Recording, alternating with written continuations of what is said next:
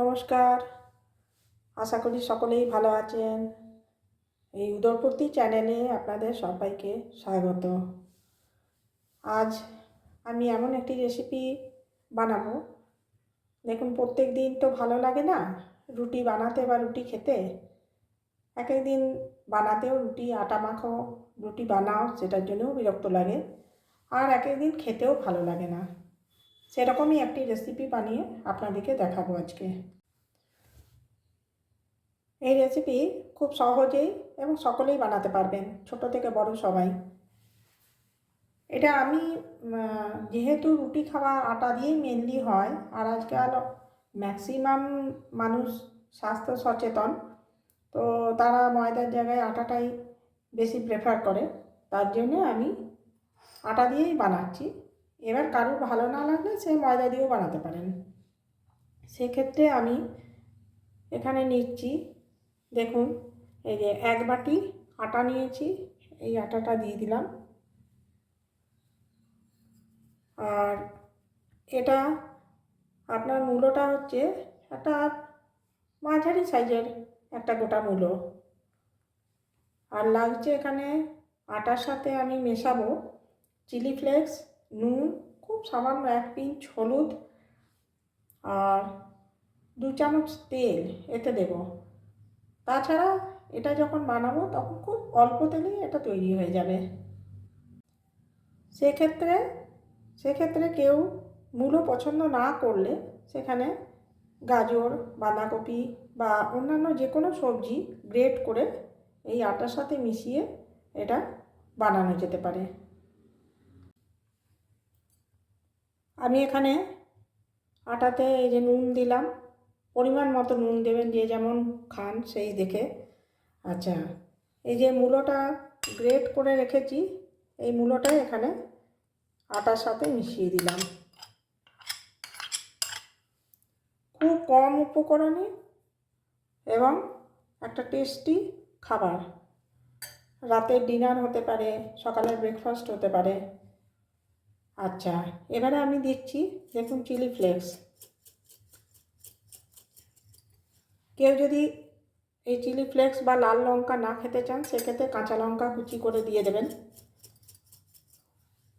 শীতকালে এই রেসিপিটি শীতকালে তো ভীষণ ভালো হয়, খুব ভালো যায় এই জন্যে যে বিভিন্ন রকম শাকসবজি পাওয়া যায়, আর সাথে ধনে পাতাও দিতে পারেন চাইলে। আজ আমি শুধুমাত্র মূলো দিয়ে বানাবো। অনেকেই মূলোর পরোটা খেয়ে থাকেন, তো আমি সেই মূলোর পরোটার জায়গায় এইটা বানাচ্ছি। এটা আরও আমি খুব সামান্য একটু হলুদ দেব, একেবারে অল্প।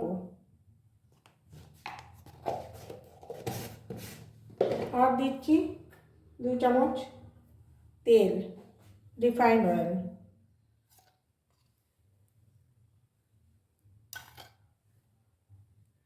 ব্যাস, এতে আর কিছু লাগবে না। এবার জল দিয়ে এটাকে একটা গোলা বানানো তৈরি হবে। অল্প অল্প জল দিয়ে এটা একটা গোলা তৈরি করতে হবে, গোলা রুটি যেমন বানায় সেরকম।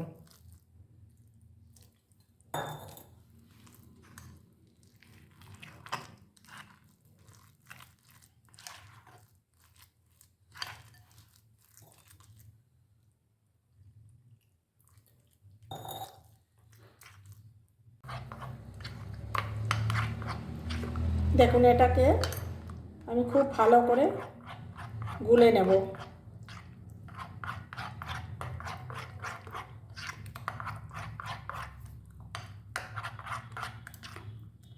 এরকম হবে, খুব পাতলাও না আর বেশি গাঢ়ও হবে না, সেরকম।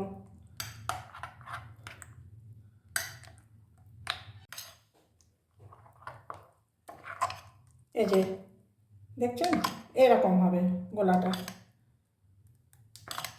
দেখুন, এরকম হবে গোলাটা। এবারে আমি গ্যাসটা জ্বালিয়ে নিলাম।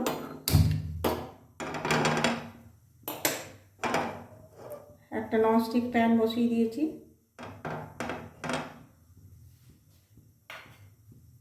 ননস্টিক প্যানটা একটু গরম হয়ে যাক। গরম হয়ে গেলে আমি এতে অল্প একটু, খুব বেশি দেওয়ার দরকার নেই,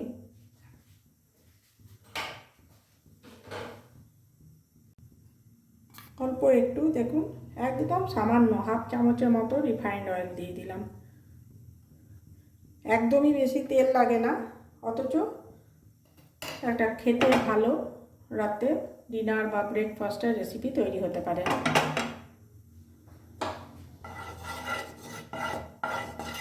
তেলটা প্যানে ভালো করে চারদিকে বুলিয়ে নেব।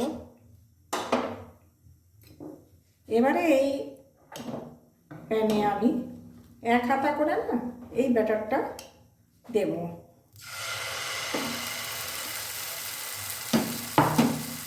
আমি একটু তেজপাতার সাহায্যে এরকম করে ঘুরিয়ে নিচ্ছি। যদি আপনারা হাতা দিয়ে পারেন তো ভালো, তা আমার এটাতেই সুবিধা হয়।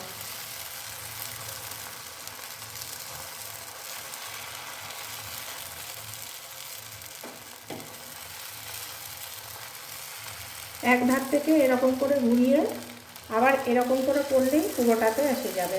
দেখুন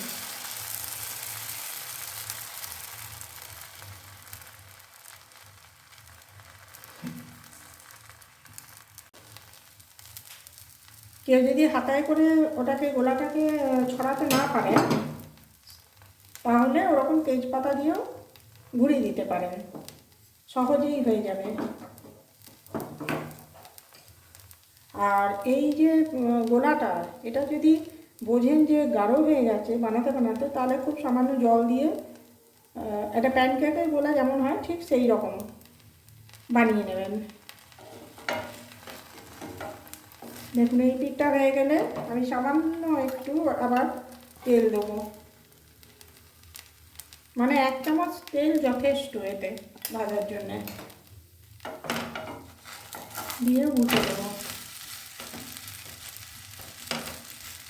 এক পিঠটা হয়ে আবার এক পিঠটা উল্টে দিলাম। এবারে এক পিঠটা লাল লাল হয়ে এলে আবার আমি উল্টে দেবো। দেখুন এরকম লাল লাল হয়ে আসবে ভাজা ভাজা, তখন বুঝবেন যে এই মূলোর পরোটা বা মূলোর প্যানকেক যাই বলুন সেটা হয়ে এসছে।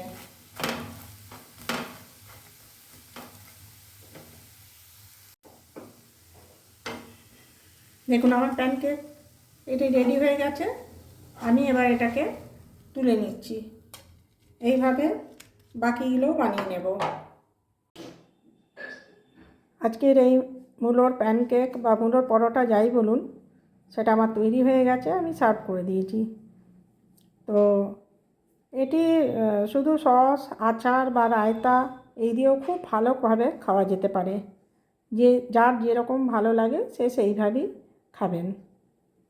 সবাই ভালো থাকবেন, সুস্থ থাকবেন।